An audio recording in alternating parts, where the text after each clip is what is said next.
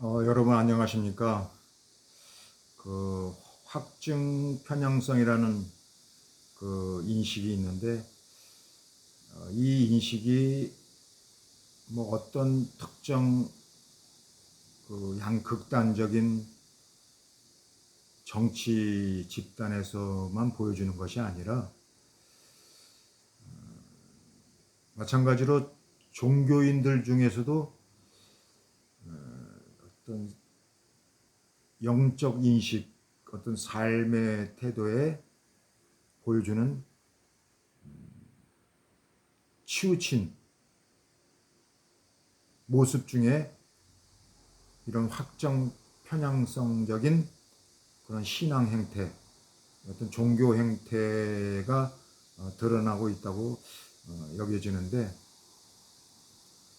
뭐 특별히 이단 사이비뿐만 아니라 정상적인 종교인들에게서도 보여지는 이 확증 편향성적인 종교 행태가 드러난다는 것입니다. 뭐 예를 든다면 어떤 특정 종교 지도자들에게 어떤 맹신적이고 맹목적성을 가진 그런 신앙 행태, 또 이 종교 교리에 대해서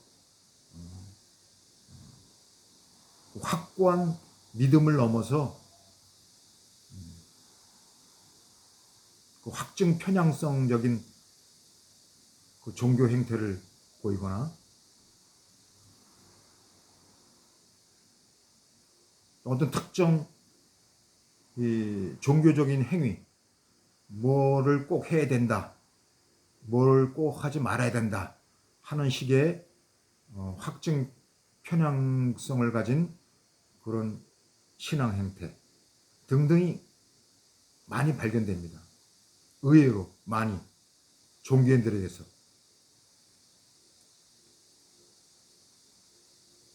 저는 이런 모습이 우리 주변에서 많이 발견되고 있어요. 사실은 자기가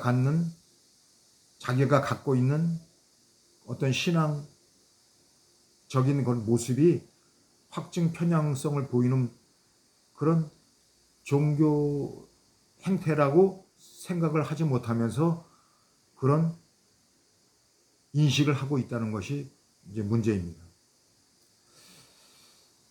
제가 예전에 아마 2014년도로 이제 알고 있는데, 왜냐하면은 프란치스코 교황이 우리 방한하는 그 그침으로 제가 생각되기 때문에 그 2014년도로 생각이 되는데, 제가 그 인터넷상에 그 교황 제도, 또 교황의 무오류성 교리에 대해서 좀 비판을 했어요.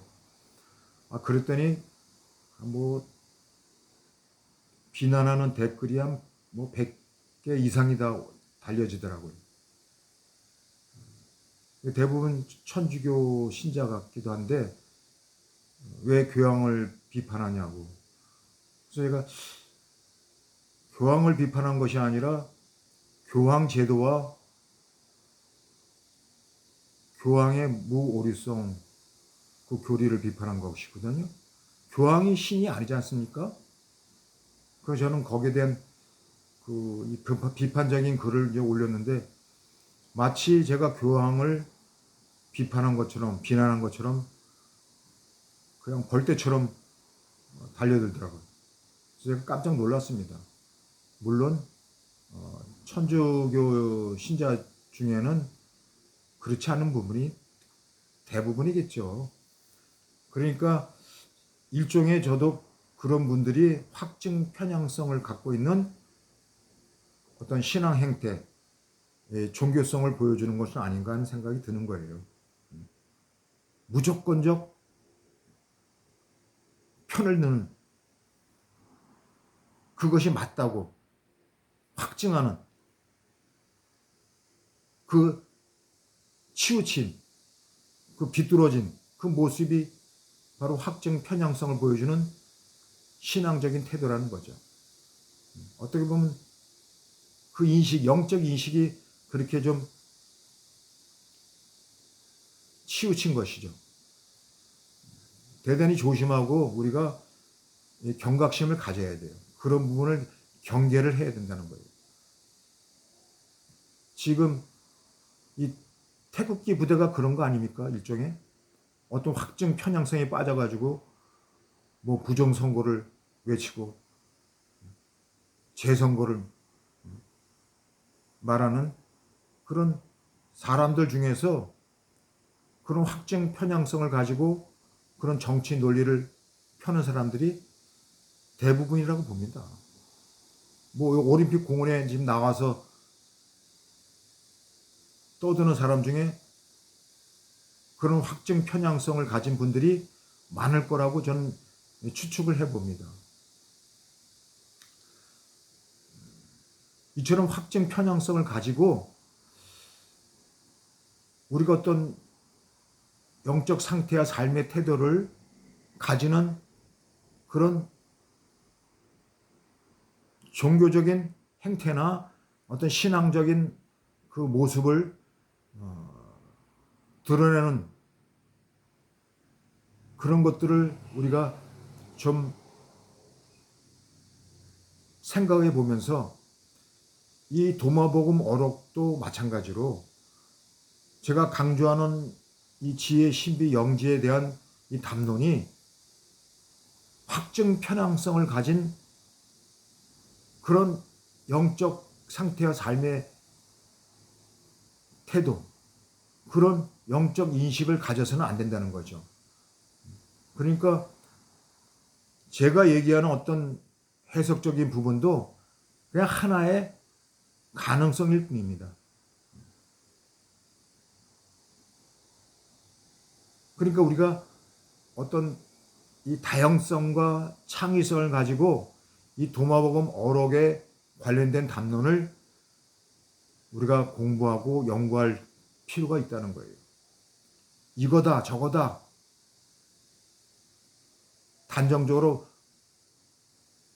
말할 때는 그런 확증 편향성의 그 논리에 우리가 넘어가고 그런 영적 인식을 갖게 할 수 있다는 거예요. 그걸 조심하자는 겁니다.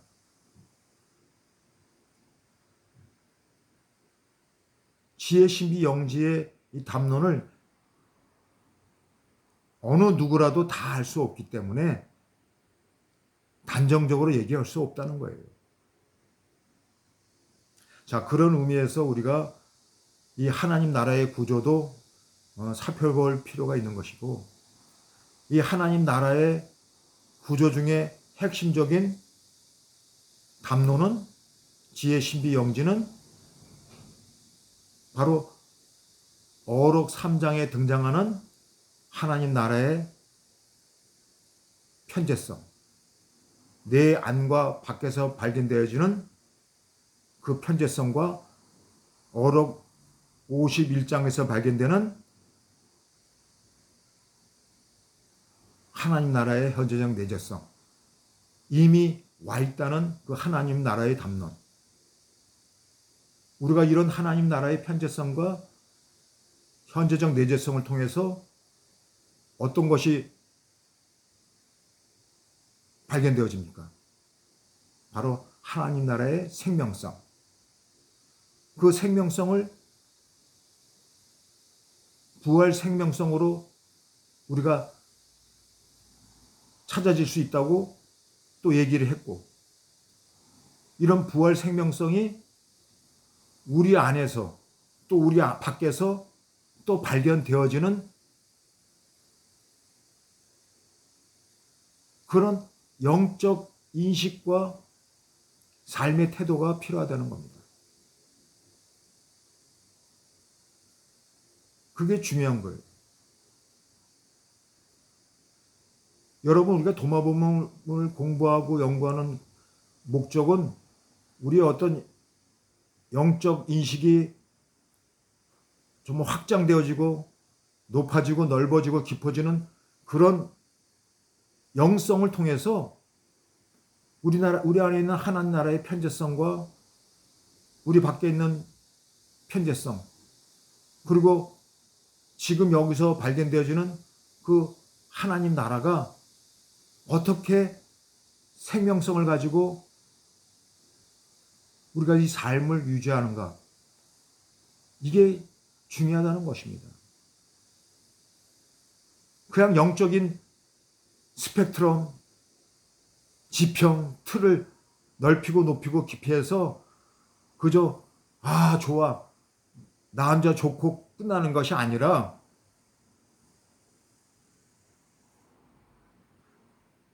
그 발견을 통해서 내 안에 있는 그 생명성이, 부활 생명성이 내 밖에서, 이 세상 안에서, 세상 밖에서 찾아져야 되는 거예요. 내 안에서 찾는 그 하나님 나라의 편재성과 현재적 내재성과 생명성이 내 밖에서, 이 세상 밖에서, 그러니까 세상 안에서 찾아져야 되는 거예요. 어떻게?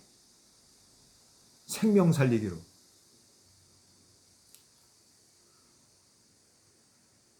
여러분, 요거나 명상 같은 걸 통해서 자기 몸과 마음을 닦는 어떤 수행이 거기서만 끝나면은 그 의미가 없잖아요. 예? 예전에 이 소승불교라는 상자불교가 그랬어요. 그 자기 어떤 자기 수행 중심으로, 자기 어떤 내면 안에서 불성을 찾는 그 수행으로만 전념하는 그런 불교였는데, 이게 이제 대승불교로 넘어가면서 좀 다른 모습이 보여지지만은, 하여튼 우리가 이 도마복음 어록을 통해서 하나님 나라를 발견한다는 것은 결국 그 생명 살리기에 있다는 거예요. 내 안에서 내 자신이 변혁되어지고 내 안에서 신성을 발견하는 그런 모습들이 거기서 끝나는 것이 아니라 뭔가 밖으로 확장이 되어져야 됩니다. 확장. 그 생명 살리기에 어떤 액션이 보여져야 진정한 이 도마복음의 영성을 이중적 구조로 드러낸다는 거예요. 내 안과 밖에서 발견되어지는 그 편재성이 바로 지금 여기서 현재적 내재성으로 그 생명 살리기의 생명성으로 드러나야 된다는 거예요. 그렇게 확장을 시켜 나가야 된다는 거예요. 그러니까 자기 내면의 변혁을 통해서 이 세상 안에서, 이 세상 밖에서 그런 것들이 생명 살리기로 드러나야 된다는 것이에요. 그게 진정한 도마복음의 영성이에요. 이런 것이 이중적 구조로 드러나는 것이 도마복음의 지혜, 신비, 영지의 담론이고, 우리가 이것을 놓쳐서는 안 됩니다.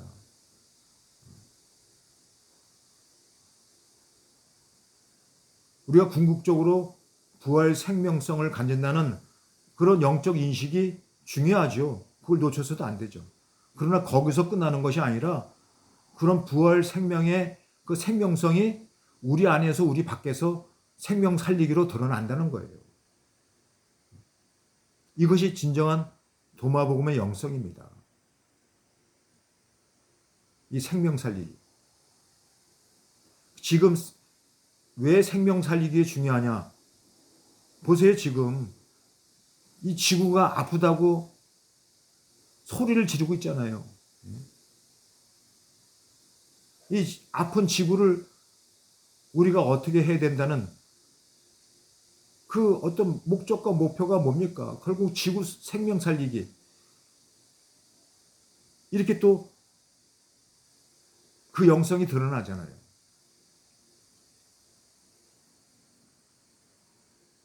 이게 남의 일이 아니지 않습니까? 유럽의 지금 폭염과 폭우가 이게 우리나라 일이 아니라고 어떻게 볼 수 있어요? 이제 앞으로 닥칠 문제가 아닙니까? 그 기후 문제를 많이 다루고 있더라고요. 예? 과학자들이. 근데 과학자들이 이 이상 기후에 대해서 대비를 잘 하고 있다고 얘기하는 사람들도 있는데 그렇게 되기를 기대해 봅니다. 알 수가 없죠. 이 지구촌의 문제 하루아침에 해결될 문제가 아닌데 지금 거의 뭐 지구 종말의 그 시계가 와 있다고 얘기를 하고 있지 않습니까? 점점 더 심화되고 있다고. 그런데 참 재밌는 건 뭐냐면은 이렇게 참 지구가 아프다고 소리를 지르고 외치고 있는데 이 정말 지구촌에 엄청난 부를 누리고 있는 이 갑부들은 이 지구촌 생명 살리기에 얼마나 관심을 갖고 거기에 투자를 하고 기부를 하고 있는지 의문이 가고 있다는 거예요. 여러분 젠슨 황 엔비디아 그 회장 너무 좋아하지 마세요. 그 사람 장사꾼이에요. 좋게 얘기하면 기업가라 하지만 제가 볼 땐 장사꾼이에요. 네. 그 장사꾼이 그 엄청난 부를 축적하면서도 이런 지구촌 살리기, 생명 살리기에 별로 기부를 하고 있지 않대요. 저는 깜짝 놀랐습니다. 그 기부금의 대부분이 대학교나 대학 연구소 뭐 관련 그런 연구단체에 기부를 하지 이렇게 순수하게 지구촌 살리기 뭐 기아대책이라든지 뭐 등등 그런 데는 거의 기부가 없대요. 그래서 저는 장사꾼은 자기 이윤만을 생각하고 어떤 화려한 쇼를 벌이면서 치맥 해동하고 또 일본에 가서는 뭐 약군 입군가요? 뭐 그런 회동을 했다고 그러는데 그러면서 자기 어떤 기업 이미지를 그 메이킹하는 거지 속내는 장사꾼입니다. 우리나라 이 재벌들도 얼마나 그런 데 관심을 갖는지 두고 볼 일이지만은 정말 이 생명 살리기가 필요한 시점이라고 봅니다. 말이 지금 3000% 빠져나간 것 같은데 결론은 도마복음에서 나타나는 하나님 나라의 현재적 내재성과 편재성과 이 생명성은 뭐예요? 떨어져 있는 것이 아니라 분리되어 온 것이 아니라 상호 의존적 관계성을 통해서 나타나는 하나님 나라의 영성을 보여주고 있다는 것입니다. 자, 이것을 찾는데 우리가 쉽게 발견될 수 있다? 어렵게 발견될 수 있다? 이 이중적 구조에서 나타나는 또 하나님 나라의 모습이기도 합니다. 오늘은 여기까지.